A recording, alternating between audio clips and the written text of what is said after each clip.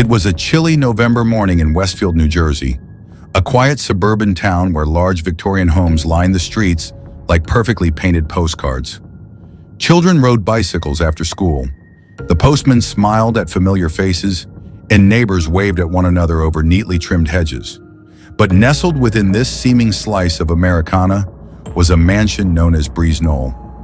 A large 19-room house with high ceilings, ornate woodwork, and a towering facade that loomed just a little more than the other homes on Hillside Avenue. For weeks, the mansion stood eerily still. The curtains were drawn, the mail piled up at the door, and a peculiar silence hung heavy in the air. Lights flickered on inside the house at night, only to go dark before dawn. People began to notice. Something felt off, but no one expected what was coming. When police finally entered the mansion on December 7, 1971, after a concerned neighbor urged them to investigate, what they uncovered inside shattered not only the neighborhood's peace, but also the very illusion of the American dream. In the cavernous ballroom, beneath the cold gaze of stained glass windows, 5 bodies lay side by side on sleeping bags. Each had been carefully positioned, their hands folded over their chests, as though asleep. It was a macabre scene, too orderly, too precise. The smell of decay filled the air, and above the silence, the haunting notes of religious music still echoed softly from a speaker left playing on a timer.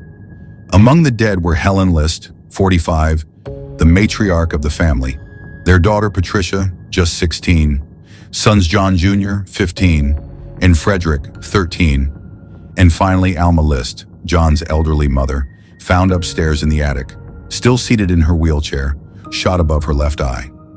The father, John Emil List, was nowhere to be found.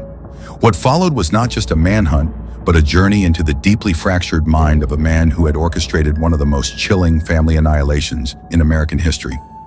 John List was a devout Lutheran, a man of routines and rituals, someone who believed deeply in order, discipline, and God's will. To the outside world, he appeared to be the quintessential suburban father, hardworking, serious, perhaps a bit cold, but never dangerous. Yet under the surface, he was unraveling. The pressure of financial collapse, a failing marriage, and the belief that his family was straying from God's path had fused into something sinister. He didn't just want to escape, he wanted to erase. In a confession letter left behind in the study addressed to his pastor, List painstakingly explained his reasoning. He feared his family would fall into moral decay, and rather than watch them drift into spiritual ruin, he chose to end their lives so they could get to heaven. He wrote as if he had done them a favor. He left the lights on in the house and instructed the school to say the children were on an extended family vacation. He canceled the milk and newspaper deliveries. He disappeared without a trace. For 18 years, John List lived under a new identity, remarrying and restarting life as Robert Peter Bob Clark in Colorado. He blended in so seamlessly with his new church-going, neighborly persona that not even those closest to him suspected a thing. Back in Westfield, Breeze Knoll sat abandoned, eventually succumbing to a fire. The mansion where innocents died was reduced to ash, but the memory of what happened there never faded. For years, the story haunted the town, a brutal reminder of the darkness that can lurk behind the most polished facades. Investigators never gave up, but leads dried up. That is, until 1989, when the television show America's Most Wanted aired a segment on the List case. With the help of forensic sculptor Frank Bender, they produced an eerily accurate, age-progressed bust of what List might look like nearly 2 decades after the murders. The bust showed a man with thick glasses, a receding hairline, and a quiet demeanor. The segment aired nationally, and within days, someone in Denver called in a tip. They believed their neighbor, Bob Clark, bore a striking resemblance. When police confronted him, List at first denied everything. But after fingerprints confirmed his identity, he confessed. There was no display of remorse, no tears, just a calm, calculated recounting of what he had done. The courtroom would later hear every chilling detail: how he'd waited for his children to return home one by one, how he sat and ate lunch after killing them, how he closed the blinds, cleaned the blood, and calmly disappeared into a new life as if nothing had happened. In the courtroom, the mask John List had worn for so long began to crack. but never fully fell. He was a man trained to be unemotional, methodical, precise, traits once celebrated in his former life as an accountant, now chilling in the context of murder.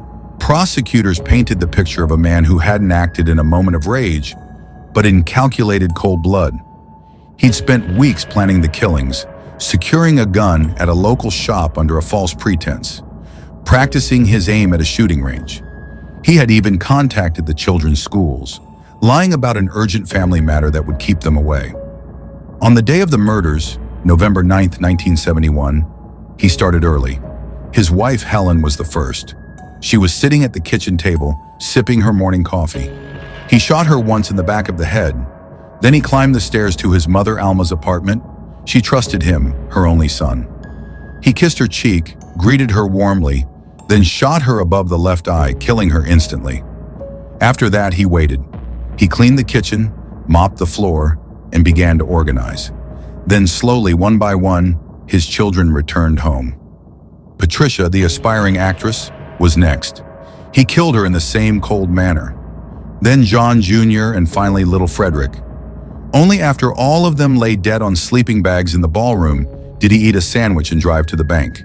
He canceled family bills, redirected mail, and tidied up like a man leaving town for good. He left the thermostat set low to slow decomposition, arranged the bodies, and turned on the religious music, leaving it on a looped timer.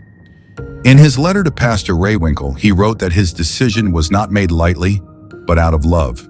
He believed his family's souls were now safe in heaven and that they'd thank him one day.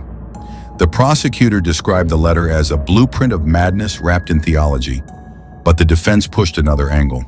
They claimed John suffered from obsessive-compulsive personality disorder and battled immense psychological pressure. They argued he was a devout man, terrified of financial ruin, betrayed by a crumbling marriage, and convinced that killing his family was the only way to save them from eternal damnation. The jury didn't buy it. The community didn't either. On April 12, 1990, John List was found guilty on 5 counts of first-degree murder. At sentencing, he remained stone-faced, unmoved. The judge called the murders meticulous and methodical, devoid of humanity. He was given 5 life sentences, but even in the face of justice, List never fully accepted blame. In interviews, he maintained that he believed his family was better off and that his actions were not those of a monster, but a man cornered by circumstance. He spoke calmly, like a man explaining a business transaction. "I feel that because of what I did, they're in heaven now," he told a reporter once, "and I'll see them again someday." The audacity of that sentiment left many stunned. How could someone so calculated, so detached, still speak of reunion as if it were a reward? The nation was repulsed, yet transfixed. The case became one of the most notorious family murders in American history. It challenged everything people thought they understood about family, faith, and the facades we live behind. For years, the List murders served as a cautionary tale about the dangers of unchecked religious extremism, the pressure to maintain appearances, and the quiet psychological unraveling that can happen in the shadows of suburbia. Breeze Knoll, the once grand mansion, was never rebuilt. The land was sold, the memories buried beneath new soil, but neighbors say they still feel a chill when walking past the property. Some swear they can hear music, faint organ hymns, drifting through the air on certain nights. The town of Westfield never fully recovered. How could it? One of their own, a respected man, a churchgoer, a father, had committed a horror so profound it stained the very soul of the community. Behind every drawn curtain now, people wondered what darkness might be lurking. Long after John List was locked away, people continued to ask the same question. How could a man so seemingly ordinary commit something so unspeakably evil? It was this ordinariness that made the story so terrifying. He was not a wild-eyed stranger, not a known criminal, not a man with a past soaked in violence. He was the father who helped his kids with homework, the husband who went to church every Sunday, the man who once served honorably in World War II and built a life rooted in routine. But beneath the surface, that life was crumbling. Financially, List was drowning. He had lost his job at a bank and was too ashamed to tell anyone, even his own wife. Each morning he dressed in a suit and left for work, but instead of going to an office, he sat for hours in train stations, reading newspapers and pretending. He was living a lie, and the weight of that lie grew heavier by the day. The lavish mansion of Breeze Knoll was not just a home, it was a symbol, a fortress built on false pride and desperation. And then there was Helen. She had grown increasingly reclusive, battling undiagnosed health issues and slipping into alcoholism. The marriage was cold, sexless, and tense. List claims she mocked his religious devotion and constantly reminded him of his failures.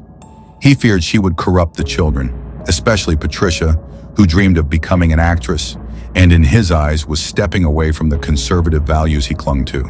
He convinced himself that God would forgive him, that this slaughter was not a betrayal, but a cleansing. To outsiders, it was a perverse theology, murder dressed as salvation. But to List, it was logic. His cold detachment from the horror of what he had done chilled investigators. He never cried, never flinched. Not even when recounting the precise moment he aimed a second shot at his son John Jr., because the first bullet didn't kill him instantly. That detail haunted the courtroom. The idea that a boy had fought for his life, his body riddled with bruises, his death slower and more violent than the others. Patricia, too, may have sensed something was wrong. She had once told a drama teacher she feared her father might kill them all. No one took it seriously then. They thought it was teenage drama. They didn't know they were hearing a prophecy. After List's conviction, his new wife, Dolores Miller Clark, whom he'd met through a Christian singles group in Denver, was left devastated. She had lived with him for years, unaware of the past he was hiding. She had shared meals with a man who once murdered his entire family. She stood by him initially, defending his character, insisting he was incapable of violence. But the truth eventually shattered that illusion. She divorced him soon after. The trial, the television interviews, the books, and the documentaries made List infamous. He was no longer just a name in a headline. He became a symbol of suburban horror, a man who wiped out his bloodline in the name of control and faith. In 2002, John List gave one of his last major interviews from prison. He was older now, frail, his once neat hairline faded into gray. He still didn't show remorse, not truly. He spoke about his belief that God had forgiven him, that one day he would be reunited with his family in the afterlife. It was not repentance, it was entitlement, as if he deserved peace after delivering so much pain. He died in prison on March 21, 2008, at age 82, from pneumonia. There was no family left to claim his body, no memorials, no legacy except the hollow one carved in blood. Yet the story didn't die with him. It lived on, in the whispers of former neighbors, in the black and white photos that appeared in news reports, in the documentaries that tried to explain the inexplicable. Some say John List was a psychopath. Others say he was a coward, but perhaps he was both. A man so consumed with control, pride, and fear that he chose annihilation over vulnerability. He couldn't stand the idea of his family knowing he'd failed. So he decided that if he couldn't have them the way he wanted, no one could. Years passed, and yet the house on Hillside Avenue still haunted Westfield like a wound that never healed. Even though Breeze Knoll was eventually demolished and replaced with a new home, the land felt marked, as if the ground itself remembered. Those who moved into the new property often spoke of a strange feeling, an atmosphere too heavy for the cheerful structure built upon it. Locals rarely walked by it at night. It had become a ghost story for some, a moral caution for others. But for the families left behind, the relatives, the cousins, the distant aunts and uncles, it was a scar no time could ever fade. The tragedy had stolen an entire lineage, 5 lives snuffed out in their prime because of one man's arrogance and delusion.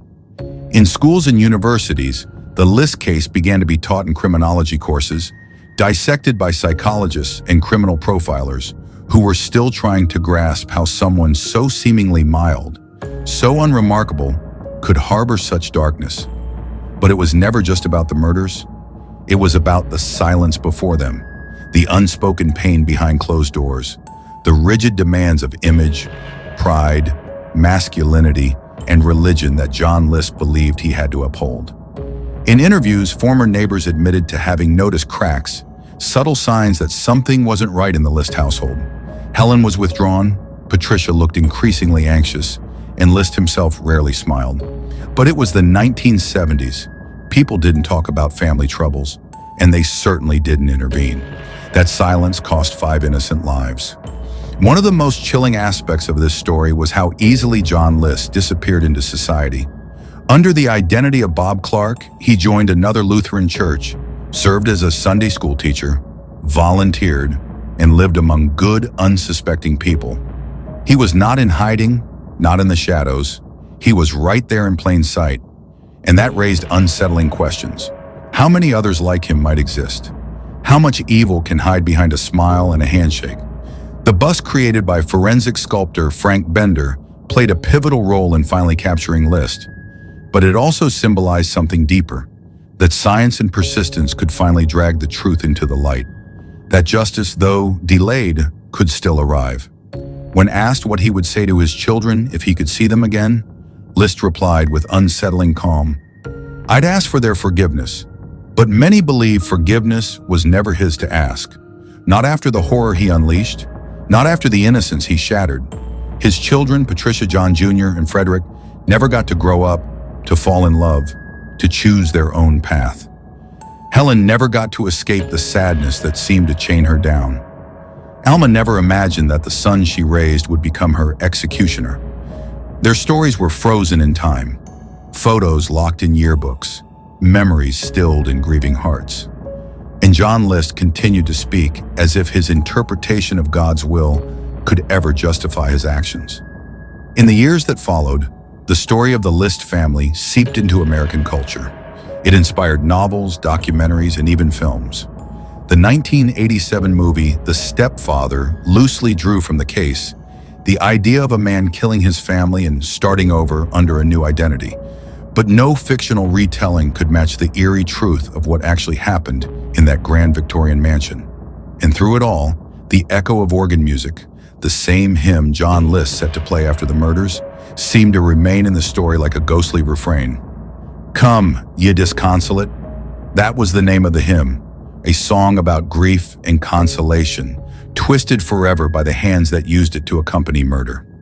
Even today, true crime followers and investigators reference the List case as a definitive example of what is known as family annihilation, a phenomenon disturbingly more common than many realize, where patriarchs, under immense psychological pressure or delusion, destroy the very lives they once vowed to protect.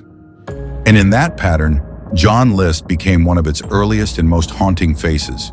His name is often mentioned alongside the likes of Chris Watts or Jeffrey MacDonald, men who smiled in photographs, who held their children, then turned around and erased them. But unlike many others, John List didn't explode in a moment of fury. He planned. He wrote letters. He packed lunches. He was calculated, mechanical, as if he had turned father